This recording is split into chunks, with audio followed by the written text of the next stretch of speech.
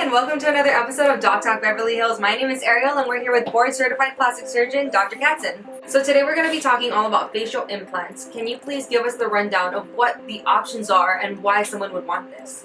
Sure. So facial implants are a very popular field, and basically it's for people that are looking to augment, to make bigger certain parts of their face. So there are a variety of ways you can augment or make parts bigger. They can be from fillers that we get off the shelf, usually FDA-approved fillers, Restylane, Juvederm, Voluma, things like that. But the problem with that is they're temporary. They dissolve, they go away. Depends on the product, but the products usually are gone between 8 and 18 months. They're usually gone or dissolved away. And patients sort of want more longer lasting results. They can go through these temporary fillers and just spend a fortune year after year getting it augmented, watching it disappear, and then spending more and more money on these fillers. And that led to the evolution of these permanent implants.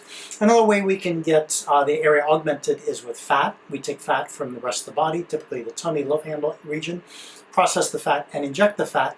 And sometimes that fat lasts a long time, but over time still it does degrade. The beauty of facial implants is that they're permanent. They do not degrade, they do not get smaller, they do not age and get absorbed by your body. They're permanent. So that is the beauty of them. Is it kind of the same concept as breast implants? Exactly. So with breast implants, as well as implants throughout the rest of the body, they're permanent implants. They're made to, at this point in time, last your lifetime. And why would someone want to make an area bigger? I mean, it's kind of interesting because making one area bigger might make another area look smaller. True. So some patients have facial imbalances, either through genetics, trauma, or just desire to make one area look bigger. With implants, typically we're making the face more balanced. So some patients maybe have a receded chin, some patients may have cheekbones that are receded, some patients maybe have deformities on the nose that they want corrected. Maybe they want higher cheekbones, maybe they want the temples filled in, angle of the jaw. So there are all these different kinds of implants we have to augment, make bigger these facial areas. Probably the most common implants that we see requested here in Beverly Hills are cheek implants, what we call malar implants, M-A-L-A-R. That's this area of the face, malar, and then chin implants. And how do we put those implants in? Where are the incisions? Yeah. Plastic surgery, we like to hide the implants. So plastic surgery, there's a whole field of plastic surgery. In fact, I have a fellowship and specialty in craniofacial surgery. So craniofacial surgery is plastic surgery on the head and neck.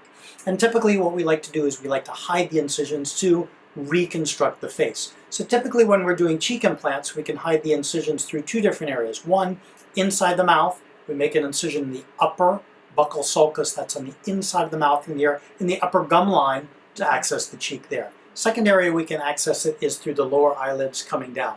So those are two ways we can access the face, and the incisions are very well hidden. Is that for both the chin and the cheeks? That's for the cheeks. Now when we're doing the chin, there are two ways to do it. We can access it from inside the mouth. It's called the lower buccal sulcus, the lower gum line. We make an incision and we go down into the chin that way. Another area, of course, you can make an incision on the outside, on the skin, and put the implant that way. It has its benefits, it has its contraindications, its indications. The nice thing about going through inside the mouth is there's no scar on the outside. The bad thing about going inside the mouth is you expose that incision to the germs inside the mouth. The nice thing about making the incision on the outside is you avoid the germs on the inside of the mouth, but there is an incision on the outside. So you sort of pick your poison. For you personally, do you do the incision more commonly on the outside or the inside? I like the inside. The inside, again, you hide the incision, you do it sterilely, we get nice control of the position of the implant. So I think for me, making it inside the mouth is a better option. A recovery, give yourself probably about a good week. You will be swollen. Typically the swelling maximizes at about 3 to 4 days, and then the swelling precipitates and goes down. After about 6 to 8 weeks, most of the swelling should be gone. Okay, if it's inside of the mouth for either of them, do you have to stick to a certain diet after? The diet, we like a liquid diet for at least maybe about 3 or 4 days to allow the incision to heal up. And you will have stitches inside. They're usually absorbable stitches which will dissolve away, usually after maybe about 10 days to 2 weeks.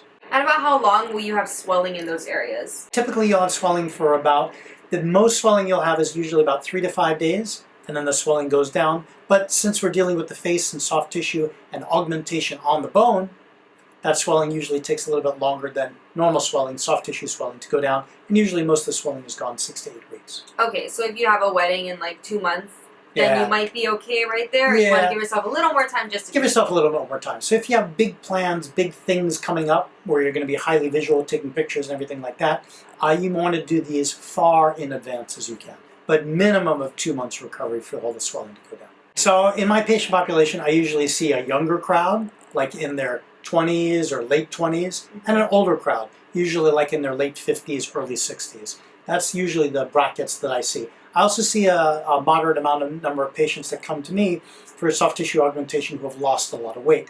So when you lose like 100, 200 pounds, you lose fat in the face too. So that's when we're doing like chin and cheek augmentation.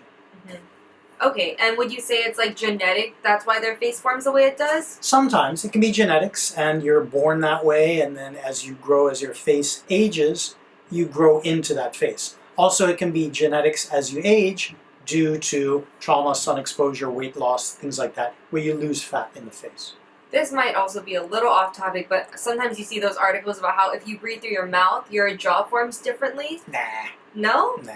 Really? If you breathe through your mouth or your nose, the jaw still creates forms and mobilizes the same way. So you can't blame a receded jawline on the way you breathe? No. In fact, it's probably the opposite. A receded jawline can affect the way you breathe. Oh. All right. So if you think about it, if the jaw is small, it encroaches on the way you can breathe through your mouth, so you're usually going to be a nasal breather. Oh, that's interesting. Yeah. Okay, So they have usually those the pictures opposite. wrong then. Yeah, so there's a lot of stuff on the internet. You got to be really careful what you're reading and are the facts correct. So if someone's trying to decide whether they want fillers versus the permanent implant, how would you advise them? Yeah, so I would advise, try fillers first. If you don't like the effect of the fillers, or if you're sick of investing all the money, seeing the results sort of just disappear over time, then you may be ready for permanent fillers. Okay, great. And do you have any other things that you want to tell people about these implants? Maybe things that they should watch out for? Maybe to make sure you go to an experienced plastic surgeon? Yeah, definitely go to a board-certified plastic surgeon. I wouldn't suggest other medical fields which profess to be experts in plastic surgery. You should go to a plastic surgeon. I would also go to an experienced plastic surgeon that have done facial implants. Now, the facial implants that we're talking about are not just silicone injections. They're not just silicone which you draw up in a syringe and inject it into the face. These are not liquid facelifts. People also talk about these liquid injections that they're injecting. Sometimes, unfortunately, they're injecting raw silicone, which is not a good idea at all. So don't get silicone injected. These are solid, semi-solid forms that are made of silicone. If you cut these implants, they're not going to drip silicone. So these are solid silicone implants. They're FDA approved, like our US government has studied them, and they're deemed to be safe in the human body. And they've been around for, probably about 40 years now. They're approved, they're safe, they're good products. And make sure you see what they're injecting. Sometimes they'll say, we're going to inject this, and then switch the bottles on you, inject something else. I would ask to see the bottle, I would ask to see the label, I would ask to see the serial number. Sometimes they have holograms, but they definitely have serial numbers on the batch number in case the company needs to recall the stuff. If they don't have any of those, they may be injecting you with something you do not want to be injected with. So if it were silicone, it wouldn't have that serial number and stuff? No. I mean, silicone you can get at Home Depot or Lowe's off the shelf. You suck up as much as you want in a jar, and then you can inject raw silicone. And people are doing that every day. We see that in the office. All right. Well, let's all be safe out there. Yeah, make sure you check before you inject, as we always say. Yeah. And if you're thinking about implants, give us a call at 310-859-7770. or you can DM us at Dr. Katzen MD on Instagram. Thanks so much, and next week we're going to be talking about autoplasties. Thanks for having me, Ariel. So these are the 10 most common implants that I use. The first one is the malar implant, and the malar goes on the malar eminence. The malar eminence is this cheekbone here on the maxilla, right in there, that part that sticks out. Some patients it's caved in, it's recessed. Sometimes there's not enough soft tissue in there. Sometimes you lose a lot of fat in that area, so you get an indentation in there. And a lot of patients want that area augmented. So what we do is we put a small little malar implant in there like that.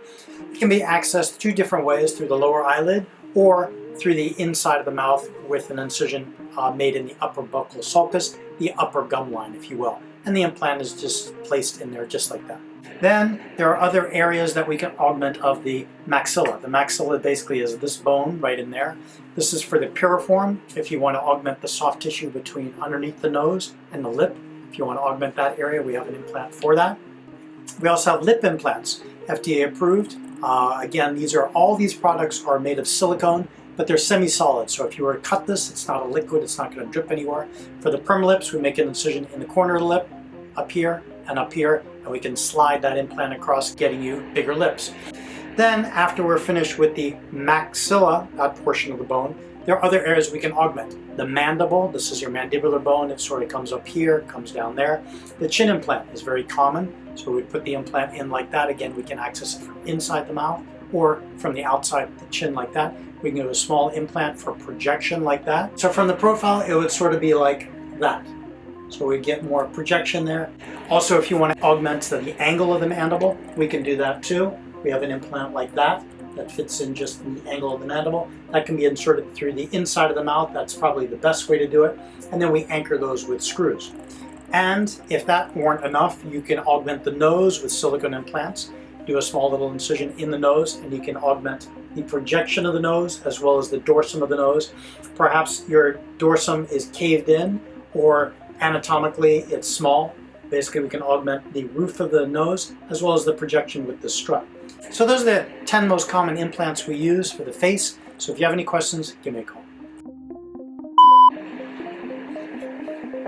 Really? Yep, really.